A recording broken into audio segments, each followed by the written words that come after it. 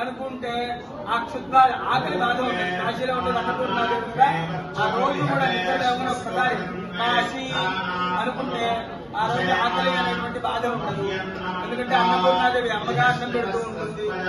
ఈశ్వరుడు తండ్రి మనల్ని రక్షణ చూస్తూ ఉంటాడు. నడుస్తూ ఉంటే తండ్రి కింద పడిపోతాం పట్టుకుంటాడు కదా.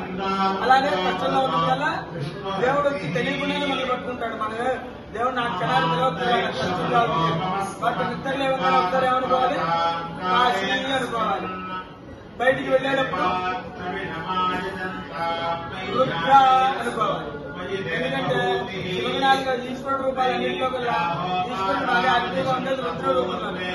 ఆ యాక్టివ్గా ఉండడం బట్టి తాండవం చేస్తూ ఉంటాడు ఆయన.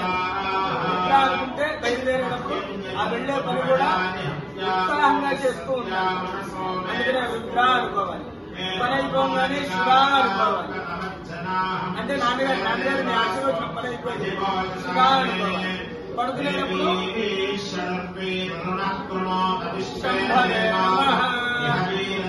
అంటే ఆయన ఈ రోజు నేను మొత్తం చెప్తాండి మళ్ళీ రేపటి రోజుకి ఎక్కట్లో నేను కలుసుకోవాలో లేదో ఒకసారి ఇప్పుడే తెలుసుకుంటాను, నన్ను కాపాడన్నా. ఎందుకనుకోవాలి అంటే మరణం దగ్గరికి రాదు. అక్కడే లింగాన్ని పెట్టుకుని అన్నప్పుడే ఎప్పుడు వచ్చినప్పటికీ ఈశ్వరుడు చూడాలి. ఆ మృత్యుంజయుడి యొక్క అనుభవాన్ని పూర్తిగా చెప్పాలి అంటే పడుకునే అనుకోవాలి శంభవే నమః.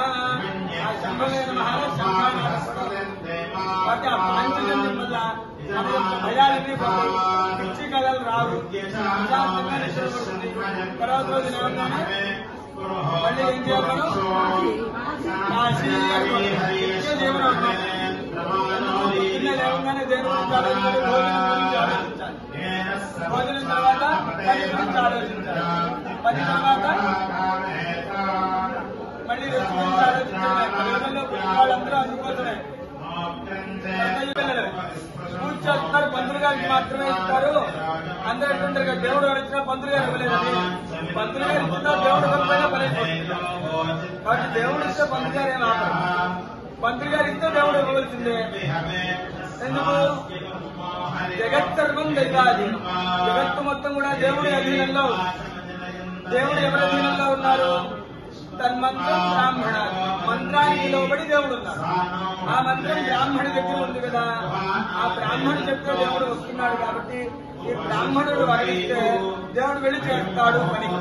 అందుకనే పంతులు గారికి నిత్య నమస్కారం చేసుకుంటే చాలా మన పనులన్నీ అవుతాయి అని చాలా మంది ఇదే చేస్తూ ఉంటారు కదా. అదొక్కటే. అలాగే ఈశ్వరాలయంలో కూడా ఎప్పటికైనా